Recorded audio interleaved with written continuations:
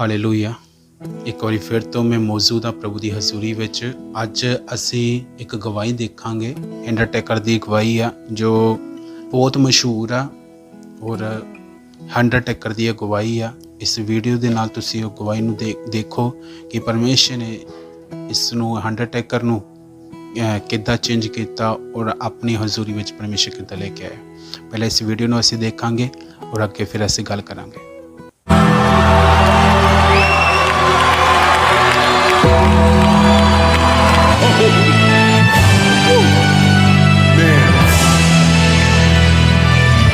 This is the highlight of my ministry, right here.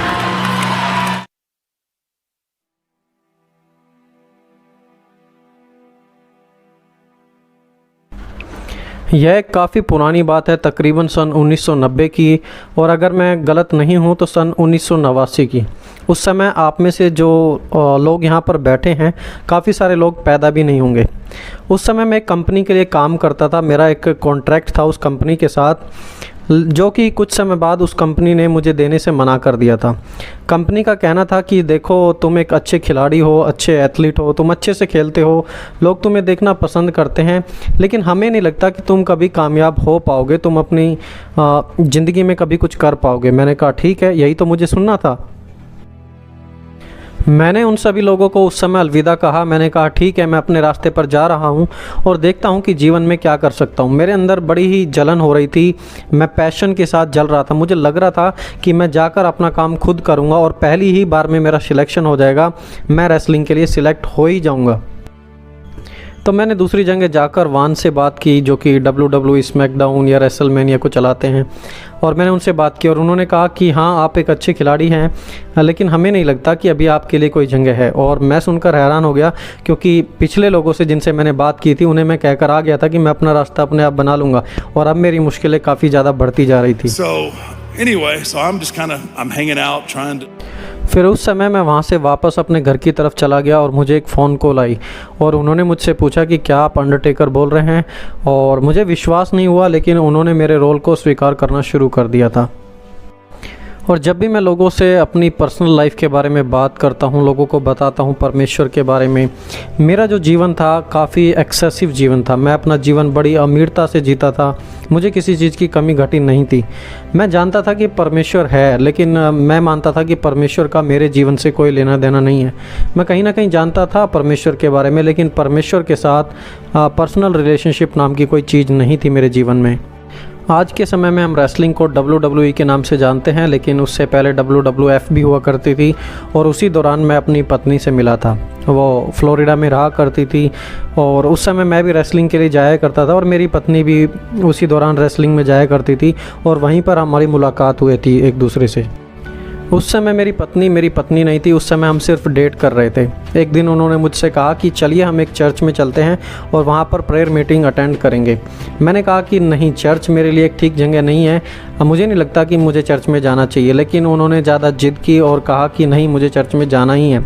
तो उनकी बात मानी और मैं चर्च में चला गया। लेकिन मैंने उन्हें पहले ही कहा था कि मैं चर्च में जाकर सिर्फ पीछे बैठूँगा, बाकी कुछ भी नहीं करूँगा।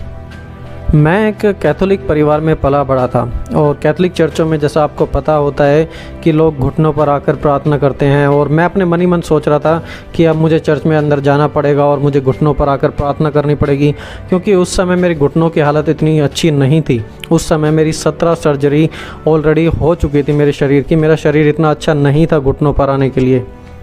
मैं चर्च में जाते समय डर भी रहा था, क्योंकि मुझे लग रहा था कि पास्टर मुझे देखेगा और स्वर्ग से आग बुला देगा और कह देगा कि वो आग तुम पर गिरने वाली है। तो मेरे मन के अंदर काफ़ी डर था इन सब बातों को लेकर। लेकिन ये सब मेरी गलत कल्पनाएं थी, ऐसा बिल्कुल भी नहीं हुआ।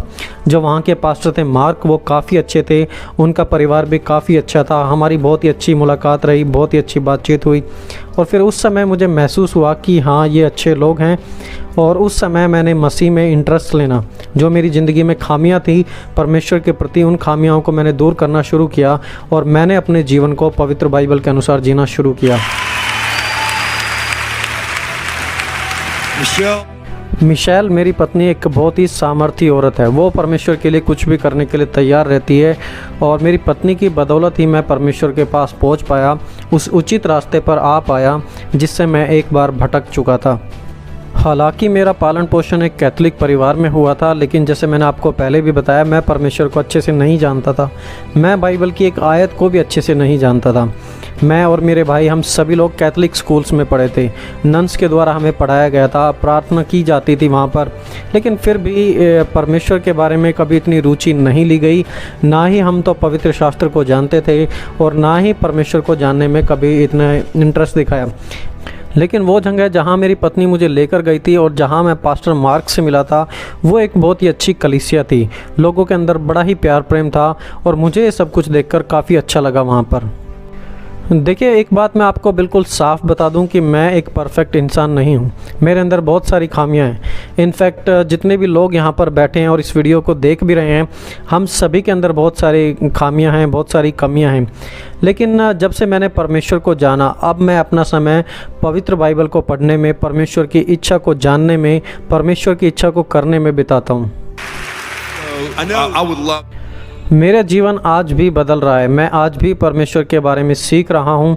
इसलिए मैं आप सभी से निवेदन करूँगा कि आप मेरे लिए और मेरे परिवार के लिए प्रार्थना करें कि हम परमेश्वर में और अधिक और गहराई से बढ़ सकें। Father, in the name of Jesus, I thank you for Mark, for Michelle, for their beautiful family. And I just pray for them, God, that you would surround them with your blessings, with your anointing, with your peace that surpasses all understanding. Give them wisdom and discernment and leadership as they continue to follow you, because God, we know your footsteps are there and we're simply walking in them. So we pray for them. We pray that their family will be a light, a beacon. Protect them, hold them in the hollow of your hand. And we ask all these things in the name that's above every name, Jesus Christ, our living Lord. And everybody said, Amen.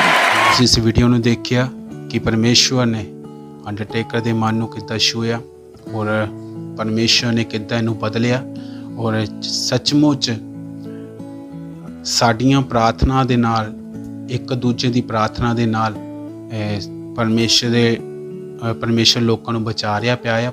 ਪ੍ਰਭੂ ਲੋਕਾਂ ਨੂੰ ਬਚਾ ਰਿਹਾ ਪਿਆ ਆ। ਸਾਡੀ ਪ੍ਰਾਰਥਨਾ ਨਾਲ ਪਰਮੇਸ਼ਵਰ ਲੋਕਾਂ ਨੂੰ ਬਚਾ ਰਿਹਾ ਪਿਆ ਆ। ਅਸੀਂ ਪ੍ਰਾਰਥਨਾ ਕਰਦੇ ਰਹਿਣਾ ਆ ਲਗਾਤਾਰ ਲੋਕਾਂ ਦੇ ਵਾਸਤੇ, ਤਾਂ ਕਿ ਹੋਰ ਵੀ ਲੋਕ ਪ੍ਰਭੂ ਦੀ ਹਜ਼ੂਰੀ ਵਿੱਚ ਆਵੇ। ਹੋਰ ਵੀ ਜੋ ਬਾਲੀਵੁੱਡ, ਹਾਲੀਵੁੱਡ ਜਿੰਨੇ ਵੀ ਆ, ਉਹ ਵੀ ਪਰਮੇਸ਼ਵਰ ਨੂੰ ਜਾਣੇ ਔਰ ਪ੍ਰਭੂ ਨੂੰ ਆਪਣਾ ਮੁਕਤੀਦਾਤਾ ਕਬੂਲ ਕਰੇ। ਅਸੀਂ ਪ੍ਰਾਰਥਨਾ ਕਰਾਂਗੇ।